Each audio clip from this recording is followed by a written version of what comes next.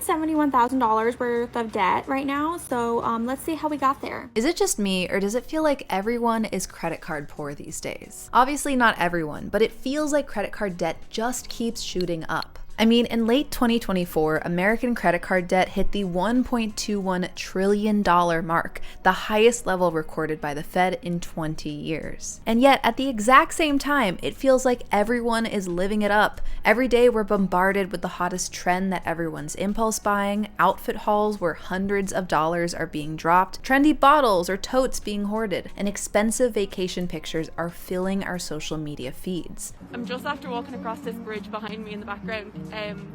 So over this side is Switzerland and over this side is Liechtenstein. I mean, what is going on? A couple of things. For one, social media is doing what social media does best. It is warping our reality. What we see online is not the full truth. I talked a bit about this in my recent video on how social media is rotting our brains and wallets, as well as in my Fake Rich Flexing series, and I'm gonna repeat it here because it is something we need to get through our heads. Even though it might seem like everyone out there is swimming in money, the reality is far from that. For one, the rich are overrepresented. Here's something crazy the Wall Street Journal reported recently. Nearly half of all consumer spending is being done by just the top 10% of earners, aka those making over $250,000 a year. 30 years ago, they accounted for only 36% of spending. That means the wealthiest are spending more and likely flexing more for everyone to see and compare ourselves against. That is one thing that's distorting our reality. The other, people are living on borrowed money. Yeah, at first it might seem like credit card debt going up would mean flexing goes down, right? Like, oh, people are struggling so they don't have as much.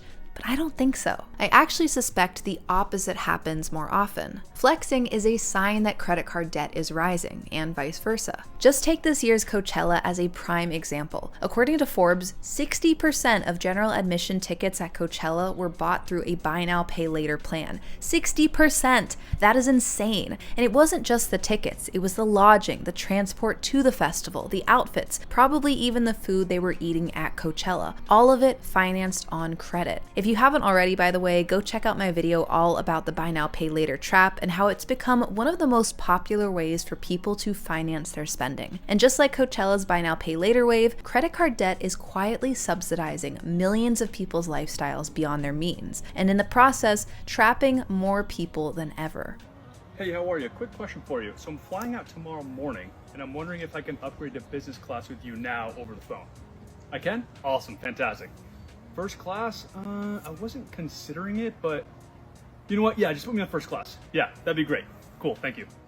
So yes, while some people might seem like they are thriving on Instagram, there is a good chance that they might just be credit card poor. With that in mind, let's talk a little bit more about what exactly it means to be credit card poor and how we should avoid falling into the debt trap. If you're new here, I'm Cara and I make video essays on the intersection of money, media, and culture. If you like that kind of stuff, be sure to subscribe, and once you're done watching this video, check out some of my other recent ones, like the ones on buy now, pay later trap, or the one on house poor or car poor. I think you'll like all of those, so go check them out after this. And with that, let's talk about what it actually means to be credit card poor. So being credit card poor is basically the state of having spent money you don't actually have through credit cards, and now having to deal with the debt and aggressive interest rates that come with the territory. Being credit card poor is trippy because usually you fall into it by trying to maintain a certain lifestyle that you can't really afford, which creates this unexpected effect where on the surface, everything looks okay. If anything, it looks way more than okay. You're not only covering your bills, but you might be taking yourself out for dinners, buying nice gifts for your friends, heading to the Caribbean for spring break, and then Europe for the summer. Things look, and at first feel, pretty awesome. But under the surface is a whole other story. It says here that you have $700 in your checking account and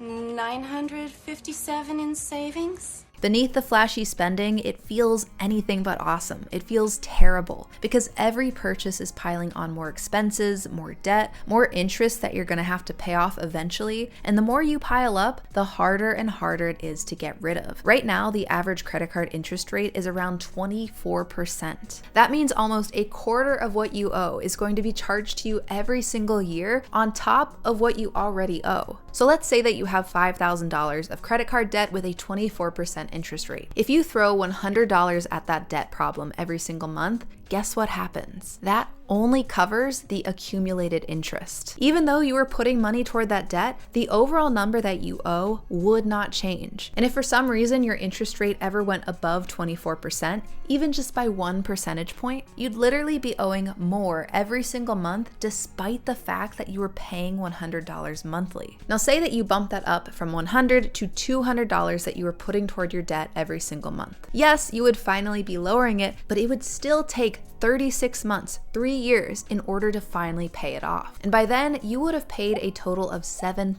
$2,000 more than you ever took out. What's crazy is this is all using relatively lowish numbers of $5,000 of credit card debt. Unfortunately, many people owe more than that, and sometimes they owe way more than that. At all, I owe almost like $100,000 in credit card debt. In 2024, the average credit card debt amongst those with unpaid balances was over $7,000. But for those who are really down the credit card poor trap, they could be looking at tens of thousands, if not hundreds of thousands of dollars of debt. You figured it out. We're just not going to go see the world because You're not going to go see the world. Our credit cards just manage our lives.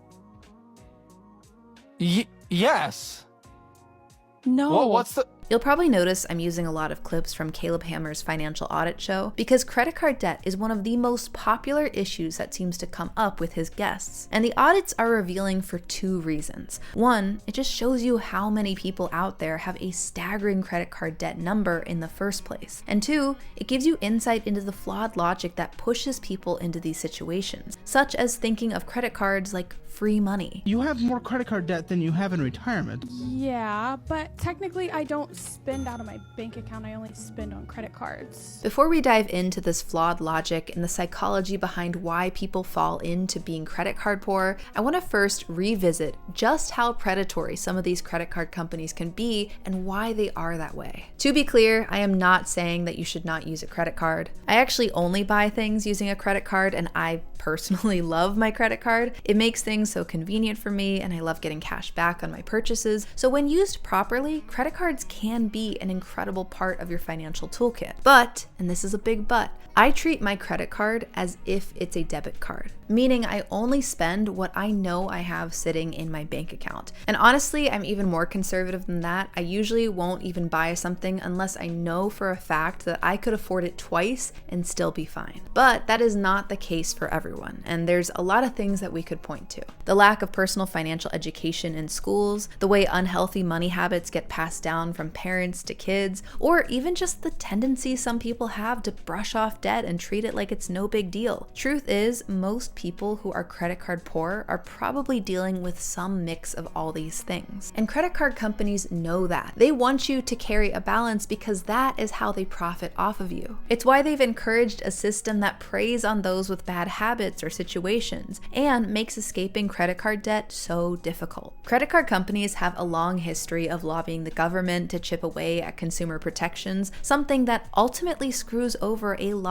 of everyday people. Whether it's trying to push for no caps on late fees or higher interest rates or being able to hide more loopholes in the fine print of their contract. That last piece is actually something I found an interview of Elizabeth Warren talking about back in 2010. Nobody should have to worry that hidden back there somewhere in the pages and pages of fine print are tricks and traps. You know, there is nothing in the fine print that's ever good news for the consumer. Which feels like the perfect thing to highlight here because it not only captures the very sneaky way that people can slip into being credit card poor, but it also perfectly ties into another topic I really wanted to talk about today, which is a kind of lobbying campaign that is posed to really screw over everyday people. And that is in the form of this year's tax fight, where Donald Trump's 2017 tax relief for the ultra wealthy is set to either expire or get renewed in 2025. I've been partnering with Unrig Our Economy to help talk about this issue because I genuinely believe this is one of the most important financial issues we could be talking about right now. But unfortunately, so many people don't even know it is happening, which I think is exactly what Trump and the Republicans pushing for this tax bill want to see. They don't want us paying attention, or we're gonna realize how screwed over we're getting. So before I talk more about credit cards, let me explain a little bit more about this tax fight because this stuff is incredibly incredibly important. By the way, I have resources linked down below if you want to learn more. So essentially in 2017, a tax policy was passed by Trump that cost $2 trillion. It gave huge tax breaks to corporations and billionaires, and this year, some of those are set to be renewed. If they are renewed and made permanent the way that Trump wants, we are looking at adding $7 trillion to the national debt in the next 10 years and $37 trillion in the next 30 years. To put that into perspective, that is how much national debt we have as a country right now, but it took us almost 250 years to get there. $37 trillion of debt is an insane amount. What's crazier, or sadder I guess, is that money has to come from somewhere. If you've seen lots of news about Doge laying off scientists, canceling research grants, cutting lunches for kids from poor families, or taking away healthcare from millions, and you've wondered to yourself, why are they doing this? Like, who benefits from hungrier kids in school or less research for cancer? That doesn't make any sense. But when you realize that all those cuts, not to mention the tariffs that are hurting small businesses and consumers, are meant to help fund billionaire tax breaks, then it starts making a little more sense. Then you start realizing that maybe Trump and Musk might be more interested in helping their fellow rich friends rather than everyone else. I know my content isn't always obviously political, but ultimately, money is political. Personal finance doesn't exist in a vacuum. You can't budget your way out of every single financial issue. Sometimes there are systemic issues that arrive, and then there are systemic solutions that are needed. So to wrap this part up, let's go through a little list of what that $7 trillion of Trump's proposed tax break for the billionaires would be able to fund us instead. Universal affordable childcare, 3 million new homes and lower rent by 10%, add Medicare dental, vision, and hearing coverage. We could have 12 weeks universal paid leave. We could fix all bridges nationwide that need serious repair, expand Social Security by $200 a month, and we would still have money left over. If you're fired up about this the way that I am, you can learn more at unrigouraeconomy.com and by signing their petition, which I've linked down below. And to really take action, you can start making noise about this. Tell your friends about this issue, call your members of Congress, show up at town halls. I know this stuff doesn't always feel like it makes a difference, but I promise you it does make an impact. It was grassroots advocacy that helped save Obamacare in 2017, and that advocacy helped keep millions of Americans protected. We can do the same with this tax fight, so again, go visit unrigouraeconomy.com and sign their petition, which I've linked down below, to learn more. All right, but returning to the topic of being credit card poor. So we know that credit card companies can be predatory, and we know that there are unfortunately a lot of bad money mindsets and habits that send people into spending beyond their means. But I want to be clear that being credit card poor is not reserved to a certain income level. I think it's easy to assume that only poor people can have credit card debt, and that once you hit a certain salary, maybe it's $100,000, maybe it's $500,000, then that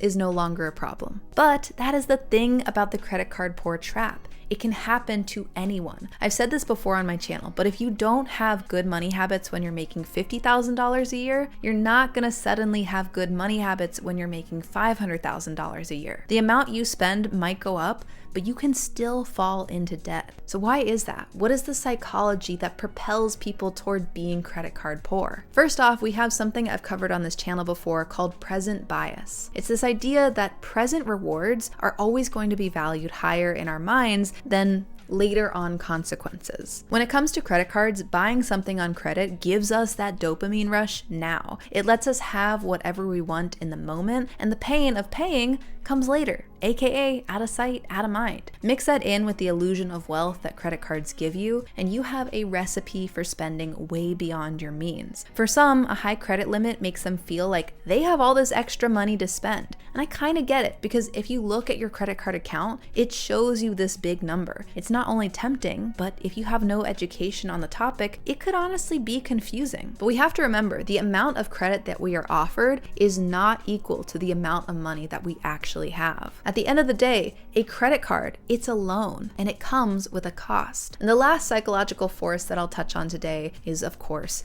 FOMO, the fear of missing out. I have a whole video talking about FOMO culture and how it keeps you poor, but it's worth revisiting the topic because FOMO is just social pressure. It's us seeing how other people are traveling or shopping or upgrading their lives and then feeling like we're falling behind. Once you add credit in the mix, whether in the form of credit cards, buy now, pay later schemes, or even trust fund kids getting what's essentially a line of credit they never have to pay back, we start seeing something that's referred to as money dysmorphia. I kind of want to make an entire video about money dysmorphia because I love the phrase. I think it perfectly captures a feeling that so many of us experience. But surface level, money dysmorphia can manifest into this feeling that you're the only one out there who is broke, that everyone else in your social circle or that you see online is living it up while you're forced to struggle with bills. And like I mentioned at the start of this video, that warped reality might be coming from everyone around you having their lives temporarily subsidized by credit. It is borrowed time, borrowed money. And when we fall for that, we are that much more likely to fall into the credit card poor trap. With that in mind,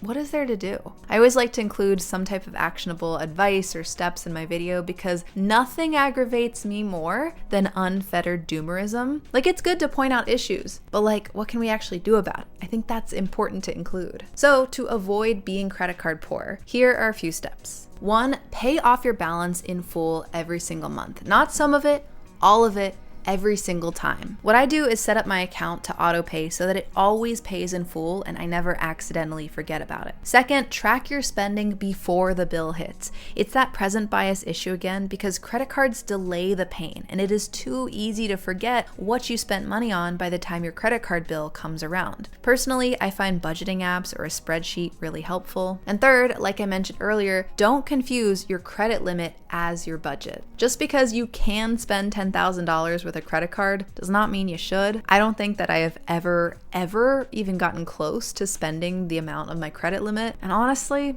I don't want to. 4th, ignore other people's highlight reels. That influencer with the $4,000 shopping spree, she could be in deep debt. That coworker who just bought a fancy $80,000 truck, he might be super car poor, and probably he should have watched my car poor video before buying. Bottom line is there is always going to be someone out there who has more of something than you, but don't let other people's spending influence and affect your financial future. And lastly, pause a little before you spend with a credit card. Ask yourself, if I had to pay this in full today, would I? Could I? Because a credit card should be treated like a debit card. Only spend what you can pay off in the moment. But what are your tips and tricks for avoiding being credit card poor? And if you've ever been credit card poor before, what was the experience like? Let me know your thoughts and comments down below. And thank you so much for watching this video today. I hope you guys liked it and you found it helpful and educational. If you like this kind of stuff, be sure to subscribe so that you can keep up with new videos. I have a bunch of really exciting topics that I have planned and I'm really excited to share them with you. You won't be able to see them if you don't subscribe. So go ahead and do that.